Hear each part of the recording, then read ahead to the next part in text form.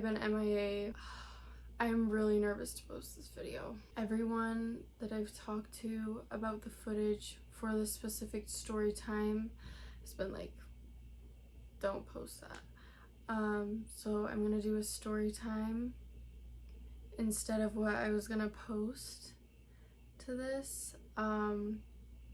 And for legal reasons, this is for entertainment purposes. You guys probably have no idea what I'm talking about. You guys probably saw part 1 of the 5th siren that I posted on YouTube. It's my previous one before this one, this current one that I'm about to post. I posted part 1 and I kept filming after, and this story's literally insane.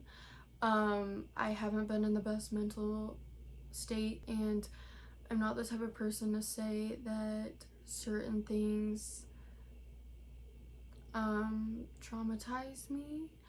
I would definitely say that this traumatized me for sure. So you guys had better buckle up, eat your popcorn, because this is a wild ride. Also, before I say anything else, I don't know, there are certain things that I cannot say in this video. 5th siren, if you guys saw that video I posted, I'm glad. If you haven't seen it, go watch that before you watch this. The story just has so much to it, and I think I just need to hop into it, honestly. July 18th of this year, I went to a music video premiere with my friend. It was my first ever music video premiere. It was super cool. I danced, drank some water, saw the music video, and she dropped me off at home. And I got home and my whole family was sitting in the living room. It was my parents, my brother, and my sister. And I can't remember what we were all talking about, but I ended up joining them in the living room. We were all talking, and my dad saw on his text message that one of our neighbors had passed away, and my dad was friends with the guy. This man that passed away was also very well known in the neighborhood. Like, if you grew up Mormon, or if you know what Mormonism is, he played Santa at the ward Christmas parties. He was Santa Claus. He was a neighborhood celebrity, but he wasn't just a neighborhood celebrity. He was also very high up. Many people knew him. Many people loved him. Super cool guy, and it makes me sad. My dad got a text saying he passed away from a house fire. The whole house was demolished too, like onto the floor is what the text said. And my dad was so distraught. He was like, oh my gosh, I know this man. I've done stuff for this man, like in his house and stuff like that. He was really liked by everyone. He was just such a cute old man, okay? He was very old when he passed. He was like 90 or 91. After my dad got that text, he told everyone, and we're like, oh my gosh, that's so sad. And my dad had a thought to drive past the home just to see the ruins and everything like that. And my dad also is very on the paranormal side, like adventurous side, and it's not like it's a stranger, like he's trying to disrespect them. Like, he knew the guy that passed away, so it's not a disrespect thing. And we're like, okay, yeah, sure, let's get in the car and go over there. By this point, it was like, I think it was like 11, 15-ish, something like that. Oh my gosh, this story gives me like, guys, I don't even, okay, we drive past the home. It was my mom and my brother in the front seat of the car, and then me, my sister, and my dad in the back seat. We roll up to the house that had caught on fire and that my dad's friend passed away in, and the house was smoldering. Yeah, the house was smoldering, and he had passed away earlier that morning, around 10 a.m. that morning. And it was late at night, like 11:15-ish, when we got to the home, and it was smoldering outside, and we're like, what the heck? Like, that's really weird. Why is it smoldering? Like, if it happened this morning. Didn't think much of it, right? This next part gives me chills. Like, guys, this is a hard story for me to tell. So there were windows on the top floor. One was at the very end, and then there was one to the very left of that. Me and my sister look in that window, and there are green electrical lights. Like, you guys know when a room is pitch black and there's a computer light or something, just a red light. It was like that, but there were like 5 of these electrical lights, and they were green. And our very first thought is like, why are there electrical lights if this whole house literally just burnt on fire this morning? We just thought it was really weird. And me and my sister still can't explain it. But when we were looking in the second window, with the electrical green lights, right off the bat, we were like, I can't look in that. We just got the weirdest off vibe from it. And we literally looked away. I got full body chills. I don't know how to explain it. After that, my dad got out of the car and started taking pictures of the house. And we're like, Dad, what are you doing? Like, get back in the car, you know? And so he ended up getting back in the car, and we're all just sitting there. And you know how, okay, here, I'll give you guys an example. So my flashlight, right?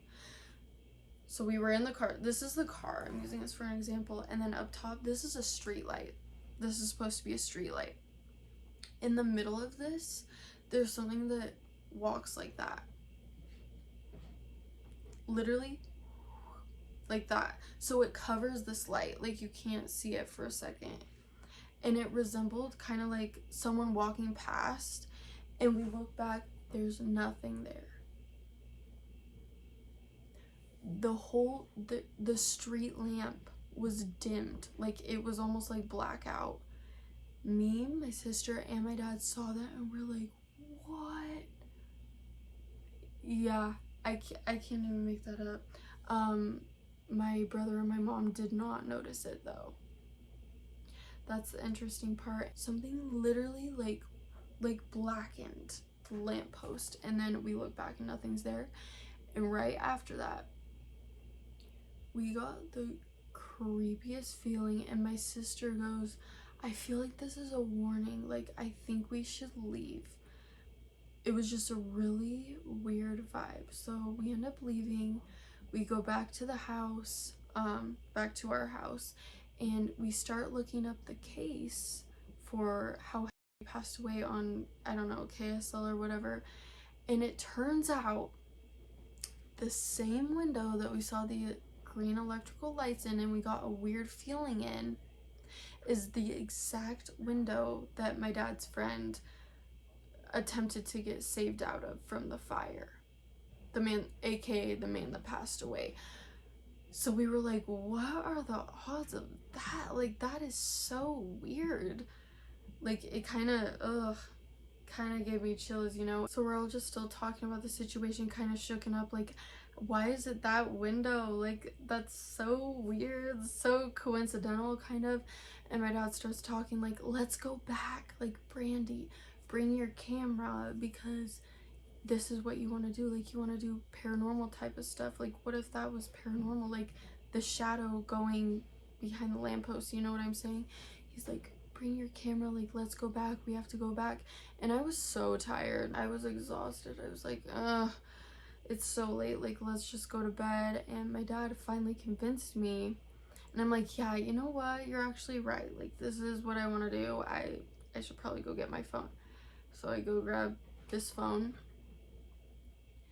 and as I'm in this room, I just hear my dad go, whoa, because he's at the front door, and everyone starts making kind of commotion, and I run in.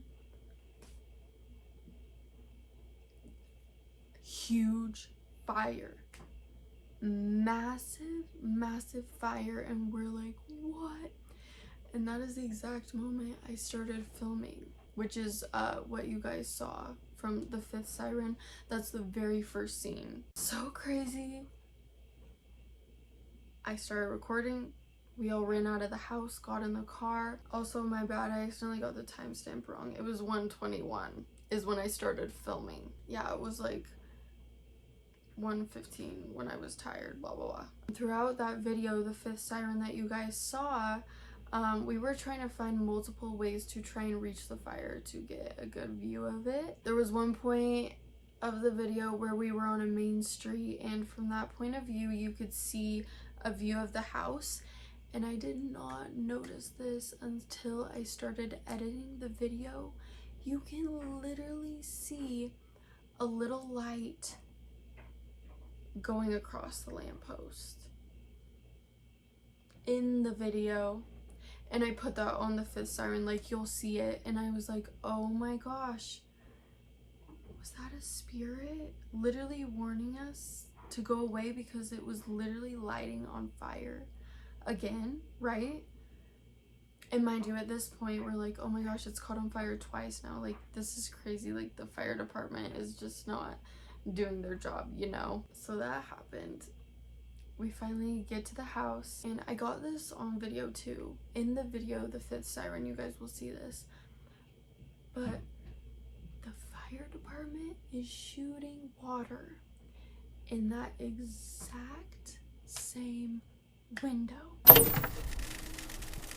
And in the video, you'll hear, oh my gosh, wait, are they shooting in that? Is that the same window? And then my sister goes, oh, that is the same window. Tell dad, tell dad. And then this object falls.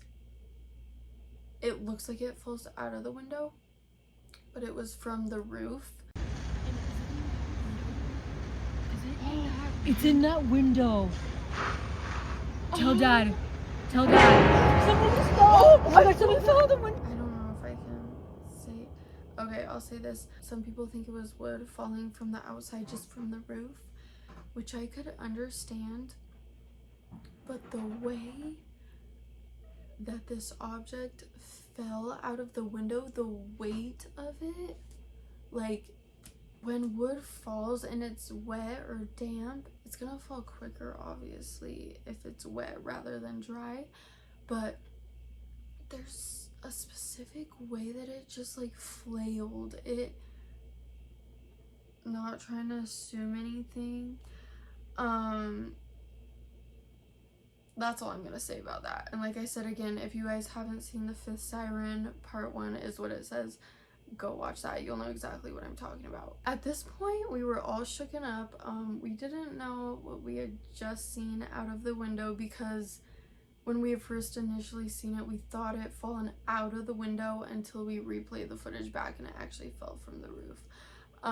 Yeah, we were all freaked out. Didn't sleep very good that night, but still managed to fall asleep. I can't make this next part up, guys. The next morning, there was a specific machine that my dad owns, and he has owned for a little bit. It was lent out to that family, and let's just say,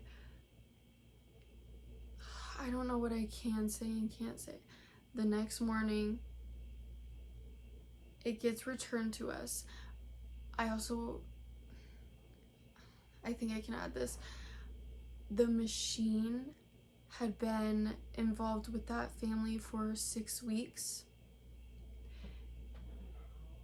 In the morning after he passes away, this machine gets returned to us. Seriously, guys, how did this not melt? This is plastic. That's crazy. And I recorded that too. It's in the video if you guys want to see it. It's called an ozone machine. An ozone machine, if you guys don't know what it is, it basically gets rid of odors and insects, stuff like that. So you cannot breathe it in. It's very dangerous to breathe in.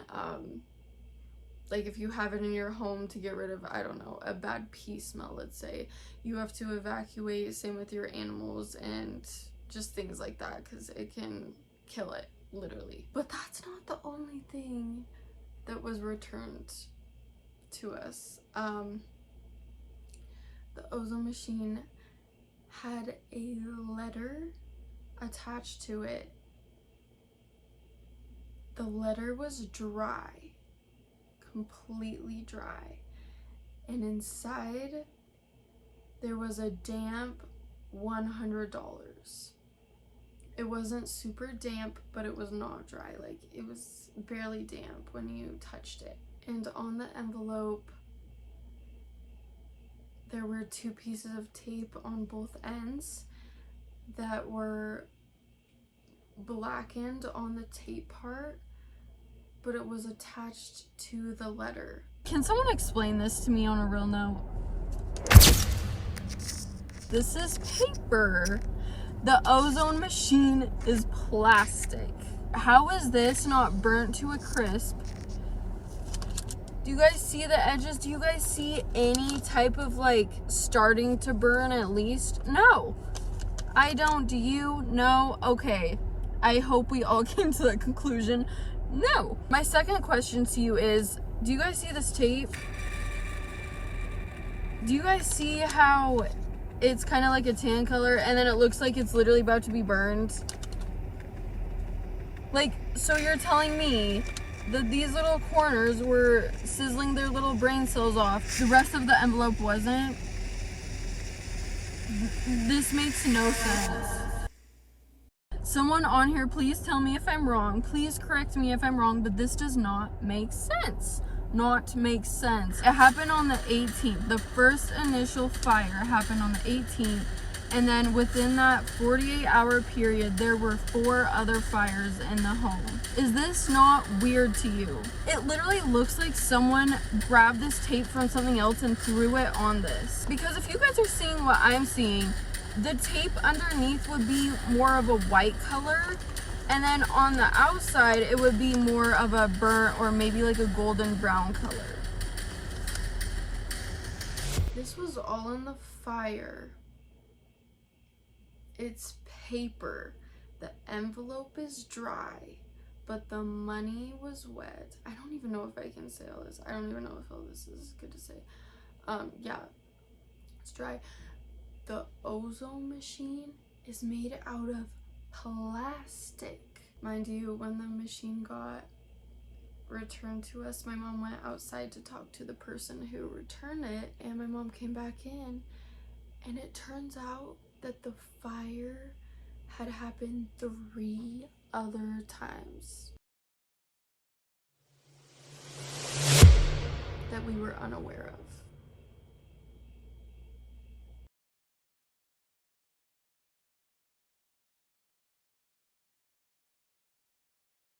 So the rest of the day passes by and the house lit on fire one more time, of our knowledge, once again, around 9 that night,